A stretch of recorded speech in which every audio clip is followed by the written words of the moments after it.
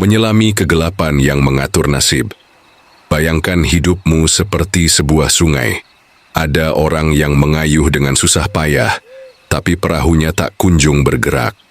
Ada juga yang hanya duduk tenang, tapi arus membawanya dengan lancar ke tujuan. Kenapa? Karena mereka paham hukum tak tertulis yang mengatur aliran ini. Hari ini kita akan membongkar salah satu hukum paling gelap tapi paling menentukan dalam hidupmu. Sebuah aturan yang, jika dilanggar, akan membuatmu terus terjebak dalam siklus kegagalan. Bahkan jika kamu sudah berusaha keras, bahkan jika kamu pintar, bahkan jika kamu merasa sudah melakukan segalanya dengan benar. Ini bukan tentang nasib buta. Ini tentang hukum sebab akibat yang bekerja di balik layar. Jauh lebih dalam daripada sekadar kerja keras atau positive thinking. Bagian 1. Ketika usaha tak lagi berarti. Kamu mungkin pernah melihat orang-orang seperti ini. Mereka belajar mati-matian, tapi nilai ujiannya tetap buruk. Mereka bekerja keras, tapi finansial mereka selalu kacau. Mereka berusaha membangun hubungan baik, tapi selalu dikhianati. Apa yang salah? Apakah mereka kurang berdoa, kurang ikhtiar? Atau ada sesuatu yang lebih gelap sedang terjadi? Disinilah hukum gelap semesta mulai bermain. Ada sebuah prinsip yang jarang dibahas, tapi menentukan segalanya. Semesta akan menghancurkanmu pelan-pelan jika kamu melawan arus dasarnya. Bagian 2. Pelanggaran tak terlihat yang membunuh masa depanmu. Hukum ini bukan tentang agama atau moralitas. Ini tentang bagaimana realitas bekerja. Ada aturan dasar yang, jika dilanggar, akan membuat hidupmu seperti berjalan di treadmill, terus bergerak, tapi tidak maju-maju. Beberapa contoh pelanggaran tak terlihat itu: melawan kodrat diri, memaksakan diri menjadi sesuatu yang bukan jati dirimu, hanya untuk menyenangkan orang lain, mengabaikan tanda. Semesta selalu memberi peringatan lewat kegagalan kecil, tapi kita sering mengabaikannya sampai bencana besar datang. Memelihara energi korosif, dendam, iri, atau kebiasaan mengeluh mengundang hukum semesta untuk memberimu lebih banyak hal yang pantas dikeluhkan. Ini bukan teori mistis. Ini seperti hukum gravitasi. Loncat dari gedung, kamu jatuh. Langgar hukum ini, hidupmu hancur. Dan masalah terbesarnya, kebanyakan orang tidak sadar mereka sedang melanggarnya. Bagian 3. Cara mengidentifikasi apakah kamu sudah melanggar. Tanda-tandanya halus tapi nyata. Kamu merasa selalu hampir sukses, tapi selalu ada sesuatu yang mengganjal di detik terakhir. Kamu merasa dikhianati oleh kehidupan sendiri, seolah ada tangan tak terlihat yang terus menjatuhkanmu. Kamu mulai percaya bahwa mungkin ini memang takdirmu untuk gagal. Tapi inilah kebenarannya. Itu bukan takdir, itu konsekuensi. Bagian 4. Bagaimana keluar dari jerat hukum gelap ini? Ini bukan tentang berubah dalam semalam. Ini tentang menyelaraskan diri kembali dengan arus semesta. 1. Kenali arusmu. Setiap orang punya aliran naturalnya sendiri. Apa yang terasa ringan bagimu tapi berat bagi orang lain, itu petunjuk. 2. Berhenti melawan kegagalan. Kegagalan bukan musuh. Itu adalah sistem navigasi semesta yang memberitahu kamu salah jalan.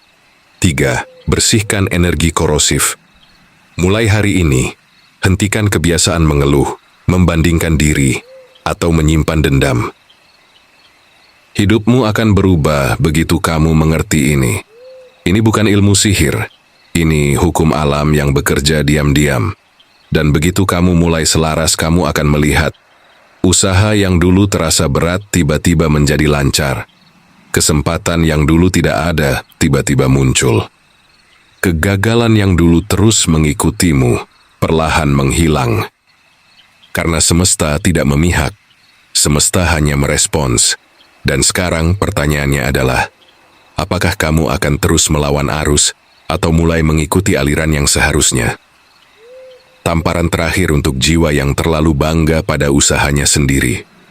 Kau pikir kegagalanmu selama ini adalah bukti bahwa dunia tidak adil, bahwa nasibmu sial, bahwa Tuhan tidak mendengar doamu. Coba kau renungkan lagi. Mungkin, hanya mungkin, kegagalan itu justru bukti bahwa semesta terlalu sayang padamu untuk membiarkanmu sukses di jalan yang salah. Kau marah karena usaha kerasmu tidak membuahkan hasil? Tapi pernahkah kau bertanya, apakah ini benar jalanku? Atau hanya jalur yang kubangun dari ego, pamer, dan ketakutan akan penilaian orang? Kau mengira kerja keras adalah segalanya? Lihatlah petani yang menanam jagung di lahan yang seharusnya ditanami padi. Betapapun keras ia berusaha, hasilnya akan tetap menyedihkan. Bukan karena ia malas, bukan karena ia tidak berbakat, tapi karena ia bersikeras melawan hukum tanah. Pesan terakhir yang akan membuatmu merenung atau marah. 1. Kau bukan korban. Kau bukan korban takdir, korban nasib, atau korban keadaan. Kau hanya korban dari pilihan-pilihanmu sendiri yang tidak jujur. 2. Kesuksesan palsu lebih berbahaya daripada kegagalan. Kau bisa memaksakan diri sukses di jalan yang salah. Tapi suatu hari nanti, kau akan terbangun dengan kekosongan yang tidak bisa diisi oleh uang atau pujian. 3. Semesta tidak akan membiarkanmu bahagia di tempat yang bukan milikmu. Itu sebabnya kau terus dihantam kegagalan. Bukan karena kau tidak layak, tapi karena semesta sedang memaksamu untuk berbalik arah. 4. Perguruan tinggi sejati ada di dalam diri. Selama kau masih sibuk membuktikan diri pada orang lain, kau tidak akan pernah menemukan jalanmu. 5. Kau tidak perlu menjadi hebat. Kau hanya perlu menjadi benar. Benar pada jiwamu, benar pada panggilan hidupmu, benar pada keheningan yang selama ini kau hindari karena takut mendengar kebenaran. Kalau kau marah setelah membaca ini bagus, artinya tamparannya kena. Kalau kau merasa tersindir, lebih bagus lagi. Artinya, masih ada harapan untukmu. Tapi kalau kau membaca ini, lalu mengangguk, lalu kembali pada rutinitasmu yang salah, seperti tidak terjadi apa-apa, maka bersiaplah untuk terus jatuh, sampai kau benar-benar hancur dan tidak punya pilihan selain berubah. Pilihan ada padamu, tapi ingat, tidak ada yang lebih menyakitkan daripada menyesal di akhir hidup, karena menyadari bahwa kau menghabiskan waktu untuk memaksakan diri menjadi seseorang yang bukan dirimu. Sekarang, apa yang akan kau lakukan? Dan seperti itu, kita baru menyentuh permukaannya. Masih ada lebih banyak yang tersembunyi di balik kesadaran.